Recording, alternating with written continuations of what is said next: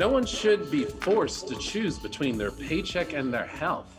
Welcome by State Senator Sarah McBride, who is our next guest. Let's also welcome the Executive Director of Delaware Cares Coalition, Liz Richards. Yes, thanks for Welcome. being here, you guys. How are you, Sarah? I'm good. Thank you so much for having me. It's great to be back on. How's it going down in Dover? You know, we started back in person and it's been really wonderful getting to see my colleagues here and continue the amazing work that we've been doing, really trying to ensure that our COVID recovery is a recovery that lifts all boats. So it's great to be back down here. It's wonderful to be here with my colleagues, and it's a pleasure to be on with you and Liz this morning. And Liz, it's so good to have you here. Hey, Liz. Thank you so much. We're so excited to be here and talk about paid family medical leave. Yes, I'm excited to talk to you Such a both big about topic, that. yeah. It's a huge topic. So, you know, I'm a big proponent for starting from the ground level before it got to Dover. Liz, tell us, what was your involvement with this bill, Senate Bill 1 to be exact? Sure. So, you know, lawmakers like Senator McBride had been talking about paid family and medical leave in the 2020 elections. And we know that that's a big thing that would have an impact on so many Delaware families across the state. So where I kind of came from it was, we need to organize for this. We need to have a coalition, a broad coalition that brings together labor, faith, community organizations, business organizations that will all really do the public education about why this bill is so important and how it will impact families. So that was kind of the impetus for the Delaware Cares Coalition. And as we talked to different stakeholders across the state, from, you know, labor groups like the AFL-CIO to community groups, the National Coalition of 100 Black Women, and so many more across the state who have really just seen why this is so important up close, and how, especially during the pandemic, families have really, really struggled to make ends meet and to try to balance the demands of work and family. So that's really where this all started. The pandemic changed everything, and it caused a lot of hardship, and we all are now coming together to be part of the solution. I absolutely love this. So last year, early 2020, I was a workforce manager, and I had a lot of employees who were coming to me with issues of, this was before we knew COVID was going to be such a major pandemic for us all. They were coming and either their families were sick, their children were sick, there was someone at home sick, and they had to decide, you know, I don't know what to do. I have bills to pay, I'm behind on my rent, but I need to take care of my family members. So I'm super excited that this is something that you're actually going to make a change on. There are so many people that need this. That's exactly right. And we know the need has always existed. I mean, throughout this process, I've spoken to mothers who saved up their tips for 9 months just to be able to afford a few weeks off unpaid when they had a child. I've talked to even more who have saved up gift cards from their baby shower to cover that cost. And then there are, you know, when you think about people who have children with disabilities, or people who are battling cancer, who are really just struggling to figure out, how do I take care of my own health, but also make sure I can put food on the table. And that struggle has been there for so long, but I think the pandemic really put it into stark contrast for everybody, and made people realize, you know, we never know when we're going to get sick. We never know when a family or a health emergency is going to strike. And we need to make sure that facing an event like that is not something that's going to put you out of a paycheck or even put you out of a job. And Senator, you, this is rather personal for you, considering that you had this experience dealing with your late husband, correct? Yes. That's right.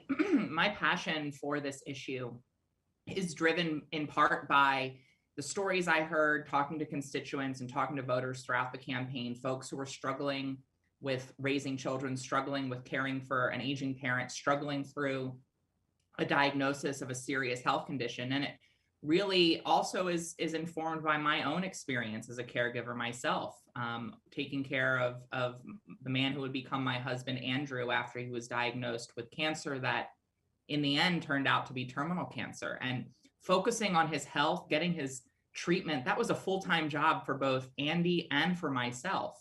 He needed to focus on that treatment to live, and I had to be there by his side to help him survive. And fortunately, we were able to both take paid time off to focus on his health, to try to save his life. And then when we found out it was terminal, for me to be there by his side to walk him to his death and to to be able to marry him in the final days of his life. And so we were lucky in the end. Even though Andy lost his life, we were lucky because we at least had throughout that crisis the peace of mind to know that we weren't going to have to give up food or give up paying our rent because we had an employer that was there to support us. And frankly, a lot of employers want to be there for their employees when hard times hit. But for so many, it's hard to be there on their own, which is why Senate Bill 1 is such a not just compassionate policy, but a smart and affordable economic policy, because it helps businesses of every size be there for their workers when their workers hit hard times. Now, Senator, could you help us understand how this bill is supposed to be creating a statewide medical leave insurance program? Could you elaborate on that a little bit? Yeah, that's absolutely right. So SB 1, the Healthy Delaware Families Act, is based off of the best practices in now 9 states plus Washington, D.C. that have passed similar programs. And basically what SB 1 establishes is a paid family and medical leave insurance program administered by the Delaware Department of Labor to provide wage replacement for employees when they're out on up to 12 weeks of leave for several different qualifying events, including bonding with a new child in your family, taking care of a serious health condition that you've been diagnosed with, caring for a loved one with a serious health condition, survivors of domestic violence seeking safety and security, and military families working through either the deployment of a loved one or the return of a loved one from deployment. And so it would provide this wage replacement for up to 12 weeks of leave, creating that critical safety net for families when they're facing a major life event, a life event that all of us in our lives will experience at some point or another.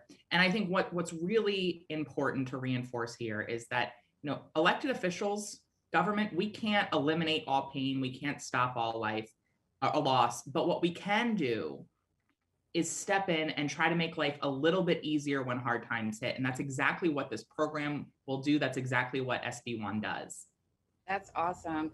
So let me ask you this. I can see how it makes sense for a lot of larger companies to take advantage and pay into this type of insurance. What about for small businesses? How are small businesses able to do so? That's a great question. And what we're seeing right now without this state insurance program is that increasingly large corporations are providing this expected benefit, this desired benefit on their own dime. And they're able to do so because of their profits. Whereas right now in the status quo, small businesses are struggling to keep up. They're struggling to afford to provide this benefit on their own. And by creating this state administered social insurance program, we're leveling the playing field between large corporations that are already providing this benefit on their own and smaller, medium-sized employers who struggle right now to be able to afford this. The state social insurance program is by far the most affordable and economical way to deliver this benefit. And it's funded through a small premium, less than 1%, split between employee and employer, with small businesses under 20 employees exempted from having to even pay in the employer portion of the premium. And what that comes out to, that premium, that less than 1% of wages premium, comes out for a $15 worker to approximately the cost of a cup of coffee a week. So this is an incredibly affordable option that ensures that small businesses are able to have this benefit for their workers, leveling that playing field in the competition for talent, allowing them to keep up with those larger employers, and of course, ensuring that their workers don't have to sacrifice their income when hard times hit. This is amazing. It really oh my is. gosh, it's really exciting. And Liz, I know you can speak to having done a lot of the coalition building, getting community organizers, getting small businesses, I'm sure, getting their support behind this bill. What were you hearing when you were doing all the coalition building from constituents throughout the state of Delaware when it comes to this bill? Well, I think Senator McBride really hit it on the head, where this is something that is going to level the playing field for small businesses. I've talked to small business owners who have said, I really couldn't afford to do this on my own. It just would not be possible. And yet my employees still get sick. And what do I do if they need to be out for several weeks at a time? I'm between a rock and a hard place.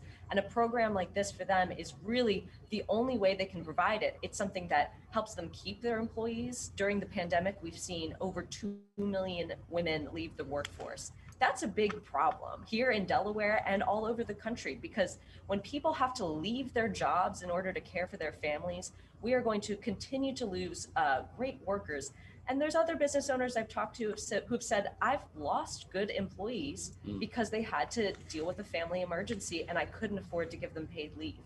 It helps no one when a worker has to leave their job just because they faced a serious medical event.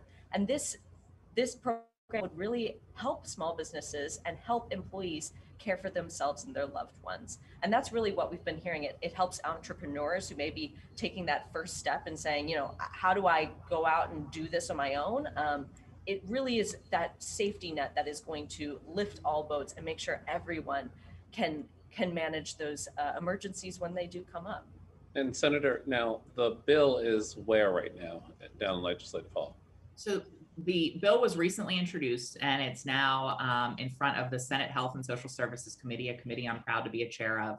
And right now we're continuing to have conversations. We introduced this legislation with an incredible number of co-sponsors in both the Senate and the House, but we're continuing to have conversations with stakeholders of all backgrounds, from workers to employers to folks in healthcare, as this bill moves through the process. And so it's an inclusive, thoughtful, deliberative process that we continue to engage on through this bill, because it's such an important step that Delaware needs to take. And we want to make sure that we're reflecting the experiences of all different segments of Delaware society. But it's before the Senate Health and Social Services Committee, and I'm excited to continue those conversations as SB1 works through the process. Yes, this is so awesome. It's been so great to get more information from you both, Senator McBride and Liz. I truly appreciate your time today, and I look forward to seeing this further develop. Likewise, and I'm just going to take a personal privilege. It's always great to see my fellow alumni from Cab Calloway. It's good to see you both. It's great to be interviewing you guys. So thank you for your hard work. I really appreciate it. Thank you both. Yeah. Thank you so much, Norm.